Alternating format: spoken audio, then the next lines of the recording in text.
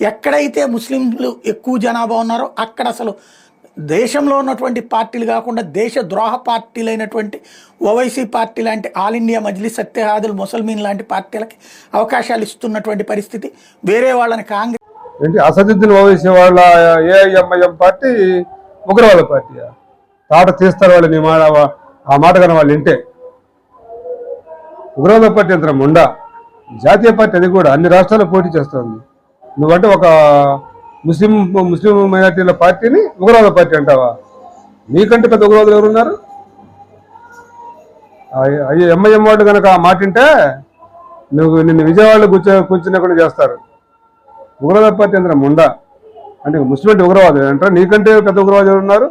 ఇంట్లో కూర్చొని ఆఫీసులో కూర్చొని వీడియోల ముందు కూర్చొని విషయం కక్కే నీకంటే ఉగ్రవాదులు ఎవరు ఉన్నారా? ఇలాంటి వ్యాఖ్యానాలు చేయకు ఎప్పుడు. ఇవాళ బెంగాల్లో జరిగిన పరిణామాలు గుర్తుపెట్టుకోండి. మీ పిల్లలకి పిట్ట కథలుగా చెప్పుకోవాల్సిన కర్మ పట్టబోతోంది. ఎందుకంటే భారతదేశంలో హిందూ సమాజపు జనాభా క్రమంగా తగ్గుతోంది, అన్య మతాలకు సంబంధించినటువంటి జనాభా క్రమంగా పెరుగుతోంది.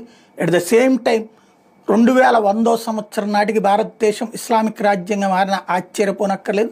దానికి అనుగుణమైనటువంటి గజ్వేయి హిందూ ప్రణాళిక ఆల్రెడీ జరుగుతోంది అన్నటువంటి అధికారికంగానే ఆయా సంఘాలకు సంబంధించినటువంటి వాళ్ళు చెప్తున్నారు. ఎట్ ద సేమ్ టైం 20% ముస్లింలు ఉన్నటువంటి చోట్ల ముస్లింలకే సీట్ ఇవ్వాలని, 30% ఉన్నటువంటి చోట ఇవ్వకపోతే ఊరుకోమనేటటువంటి రూట్లో అసెంబ్లీ సీట్లు పార్లమెంటు సీట్లు నడుస్తున్నాయి. ఎక్కడైతే విన్నారా మిత్రులారా, వీడిని మామూలుగా జర్నలిస్ట్ సాయి అని అతని పేరు అంట, కానీ ఎక్కువ మంది అతన్ని బ్రోకర్ సాయి అని అంటుంటారు. ఎందుకంటే చేసే పనులన్నీ బ్రోకర్ పనులు చేస్తాడని చెప్పి నానుడి. అంటే నేను చాలా యూట్యూబ్ ఛానల్స్లో విన్నాను, చాలా మంది బ్రోకర్ సాయి అని అంటారు.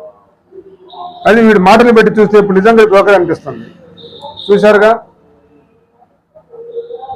అంటే 2100వ సంవత్సరానికి, అంటే ఇప్పుడు 2025 సంవత్సరం జరుగుతోంది. ఇంకా 75 సంవత్సరాల కంటనో ఈ భారతదేశాన్ని ఇస్లామిక్ దేశంగా మారిపోయిందంట. అంటే హిందూ జనాభా తగ్గిపోతుందంట. ఇప్పుడు దాకా మళ్ళీ ఇప్పుడేమో అంటే 75 సంవత్సరాల్లోనే 20% ఉన్న హిందువులు మొత్తం తగ్గిపోయి 20% ఉన్న ముస్లింలు బాగా పెరిగిపోయి, అంటే ఈ మన భారతదేశం అంటే ఇస్లామిక్ దేశంగా మారిపోయింది. ఇంకా 20% ఉన్న ముస్లింల దగ్గర అసలు మాకే ఎమ్మెల్యే సీట్ ఇవ్వాలని, 30% ఉన్న దగ్గర అయితే అసలు మాకు ఇవ్వాల్సి తప్పనిసరి. బీజేపీ పార్టీ ఉంది, నువ్వు వాళ్ళకి సేవగా చేస్తావు. ఎక్కడన్నా ముస్లిం ఎమ్మెల్యే కానీ ఎంపీ కానీ ఒక్కరికి ఇచ్చారా వాళ్ళు?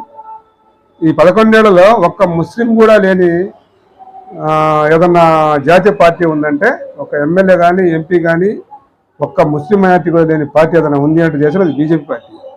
వాళ్ళని అలాంటి వాళ్ళని ప్రశ్నించకుండా ఎక్కడో 20% ఉన్న ముస్లింలు అంటే ఇంకా 75 సంవత్సరాలు అంటే 2001 సంవత్సరానికి ఇస్లామిక్ దేశంగా మారిపోతుంది భారతదేశం.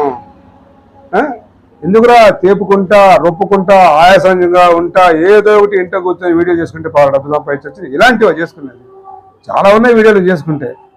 ఎప్పుడు నువ్వు అసలు జర్నలిస్ట్ అనేవాడు ఎలా ఉండాలి? అందుకని నిన్ను జర్నలిస్ట్ స్థాయి అంటలా, బ్రోకర్ స్థాయి అంటున్నారు కొంతమంది.